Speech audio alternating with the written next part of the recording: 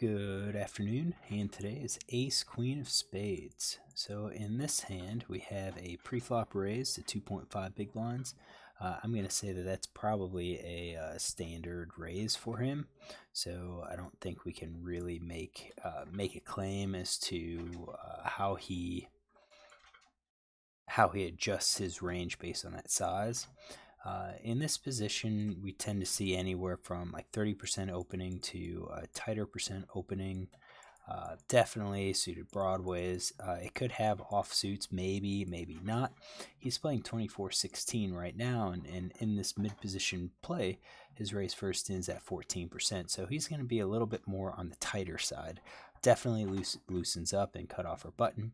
Now it's important to note that 18%, 19% raise first in from early position, but 14% from mid position.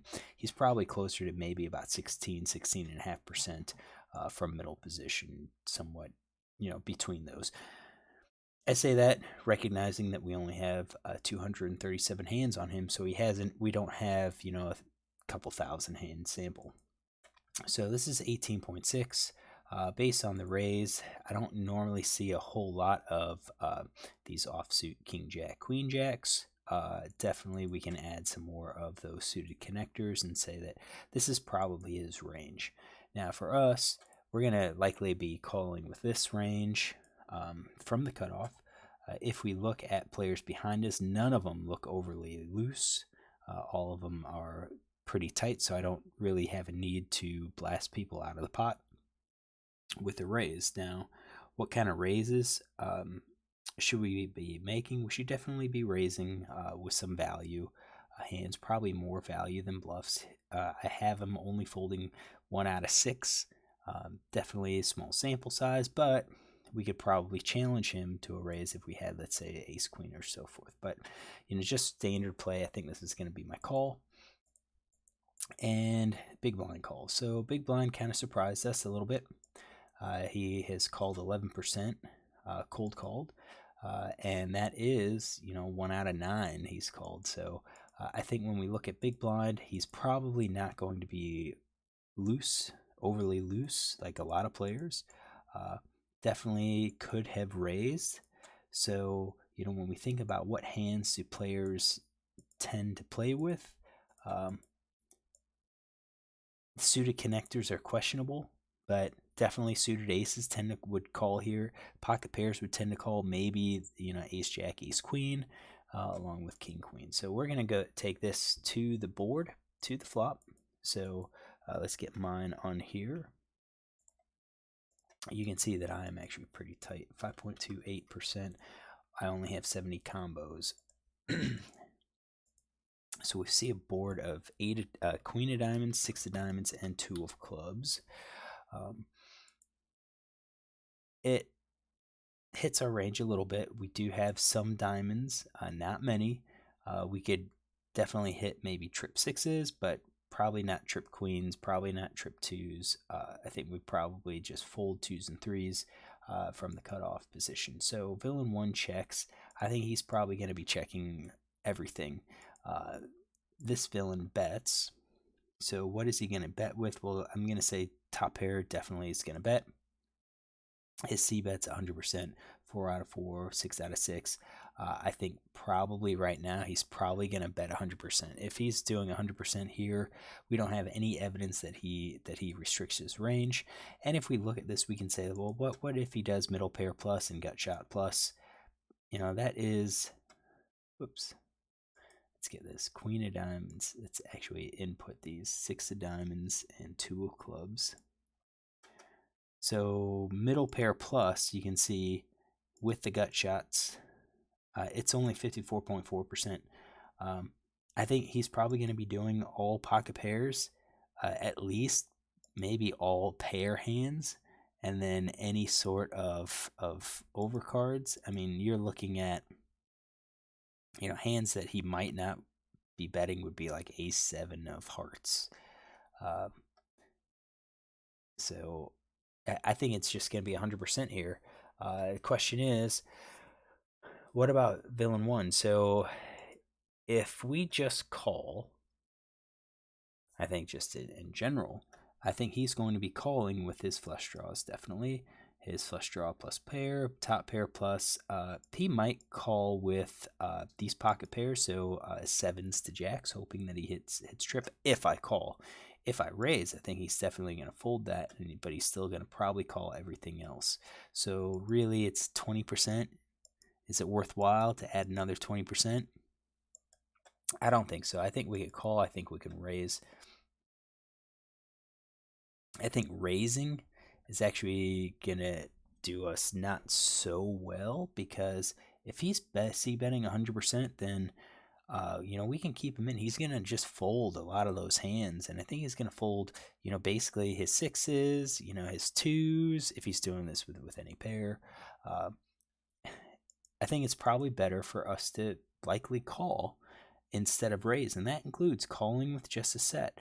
We're gonna give some equity to that diamond draw, and see what happens here.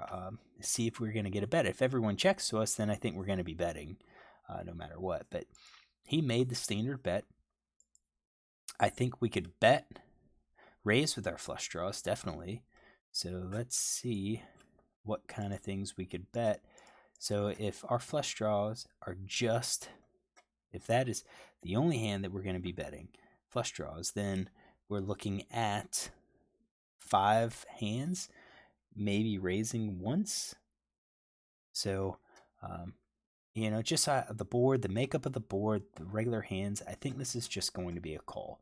Call no matter what, and I think we're going to be calling with our top pair plus. I think we're going to be calling probably pocket pair below the top card. That's going to be for some value, because I think he's going to be betting a lot of the time. Pocket pair below the second card, so 4s and 5s, I think we're going to call. Maybe we hit trips, but we can also back into a backdoor straight. And again, just because he's shown 100%. If he calls us after we call, I think we're going to have to recognize that he might have a hand. So what did I do? I raised. I raised to 9. This is actually a pretty big bet. So the question is, what am I going to raise with? I don't think I shouldn't be. I feel like I shouldn't be raising any of these hands. So if I did raise, what kind of hands am I raising with? Well, I think we're raising because we don't think he has anything.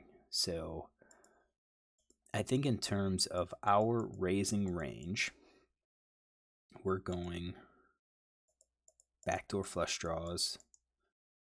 Our flush draws, I mean, you're looking at gut shots. We don't have gut shots. We're looking maybe at that with our top pair, and I don't even agree with it. I know I believe I had top pair. I think I had ace queen, if I remember it correctly. But that's about all I can raise with. So we're gonna say I'm gonna raise with that.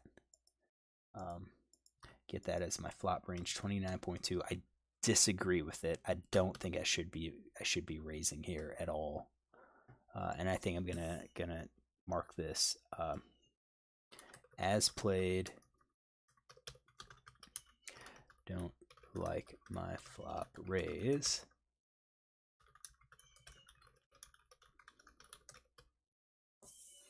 Because it's like, what am I really going to represent? I don't have anything to represent if I just call here. Everything's going to be a raise, and then I'm going to be raising with too many hands, way too many hands. I think it's more likely that he's betting too wide, so we can take advantage of it by calling and hoping he makes another mistake by betting the turn with a lot of those weak hands. So I raised, villain 1 folded, and with villain 1 folding, I think top pair probably is going to call. He's all going to call, so let's just get him out of the hand. And then villain 4 calls. So now he bet everything. I think at this point, I'm not sure if he's going to call like 7s to jacks. I think top pair plus. I mean, we raised it, and we're kind of representing that we have at least queens. So I don't think it makes sense for him to call 7s or jacks. I think flush draw is going to call. I don't think any of those overcards are going to call. These combo draws, I think, are going to call. So I think that's going to be his calling range. Again, it just doesn't make sense for him to call. I'm representing a queen, at least a queen. I think he's going to call. I don't think any of those overcards are going to call. These combo draws, I think, are going to call. So I think that's going to be his calling range. Again, it just doesn't make sense for him to call. I'm representing a queen, at least a queen. maybe jacks or tens, and that's why I said top pair. I think he'll call. So this is 34.4% of his previous range. He's got 67 combos, and you can see equities. His calling range is going to be much stronger than my range because I do have more draws.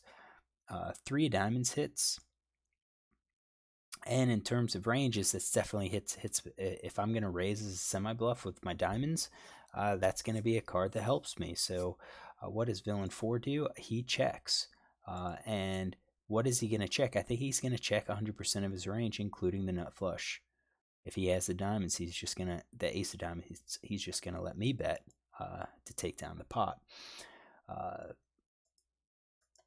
3 diamonds. You can see that board, I mean, improves my equity a little bit, but not a huge amount because my calling range is pretty tight. I probably shouldn't have a whole lot of those suited aces in my hand. I think I have more of them if I raise, but not for a call. So I think how this is playing up, I'm not really liking this. Yeah, so he checks, and then I check behind, because again, on this board, on that turn card, I should be betting again. I should be betting my flushes. I should be betting my sets, my top pair. If he doesn't believe me, he's going to call with his top pair hands. He's going to call with his overpair. He's going to call with his sets. He's going to call with his flushes. And then also with his, in terms of his flush draws, yeah, I think he calls with a nut flush and probably with second nuts. A lot of people do. We can actually get rid of the second nuts and say he's never going to call that and only call with the ace of diamonds. You see it. That's 100% of his range. He's going to call my bet with if he doesn't believe me. Now, if there's a chance that he folds, top pair, now we're getting 40% folds. So it makes sense that he's going to it makes sense for us to bet here with our draws and basically with as our bluffs, no made hands, at 26%. But we have to be confident that he has that. So, and you can see I'm mostly for value at this point. I checked, and if you think about it, why would I check? The only reason I would check is that ace jack. But even then, you're kind of on that line of like, okay, so should I be betting here? What else could I check? Maybe sets. Maybe I check with my sets. But I'm kind of gearing up to play that as a bluff. So I just don't. Again, I don't like how I play this hand. This is becoming painfully obvious that even though I've got this intentions and it's like, oh, I've got a diamond draw, I've got top pair, I could represent that flush draw, get paid. When he calls, he's got something. He's not going to give it up, or he doesn't believe me. So we're going to say he has still 100% of his range because he checked. So he's got 66 combos. And then the river card's eight of spades. Still doesn't give me the advantage. So he's got 65-35. I'm the underdog. He checks, and the question is, could I get him to fold anything? Probably not. So I'm going to be folding all of my made hands, and I think I'm going to be betting all of my flushes, and probably my sets. I think top pair, I've got some value. So if I check here, I've got top pair or probably nothing. And he shows ace jack with the ace of diamonds, so he would have called. Would he have called with top pair? And then I would have needed to fire that second barrel. Kind of strange that he called with the ace jack. I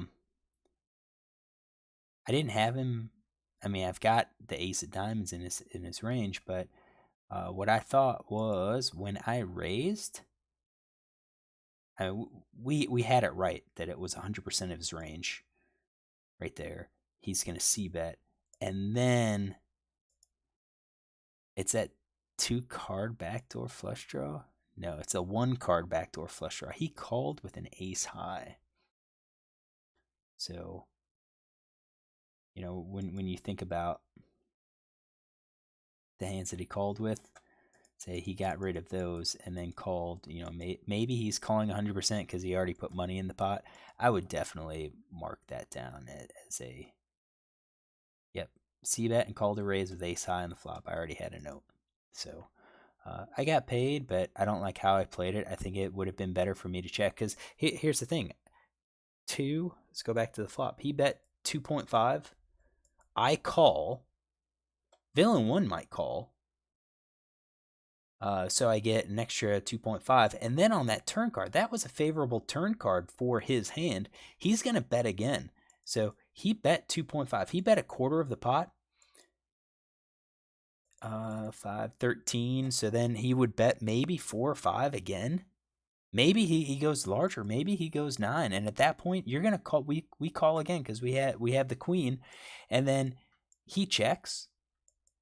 And we fire something small. He might think we're bluffing him. So I think it would have been better for us to call on this board texture. All right. So if you like the saying, look tomorrow for another hand.